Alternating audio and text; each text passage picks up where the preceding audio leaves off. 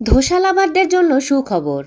রাজশাহীতে এখন পাওয়া যাচ্ছে সাউথ ইন্ডিয়ান জনপ্রিয় খাবার ধোসা।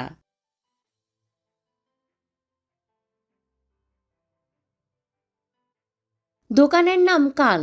কাল এখন সিমলাতে অবস্থিত। এখানে দুই ধরনের ধোসা পেয়ে যাবেন। প্লেন ধোসা এবং মাসালা ধোসা দুই ধরনেরই ধোসা পেয়ে যাবেন। তবে প্লেন ধোসা একটু বেশি ক্রিস্পি এবং মাসালা ধোসা একটু কম ক্রিস্পি।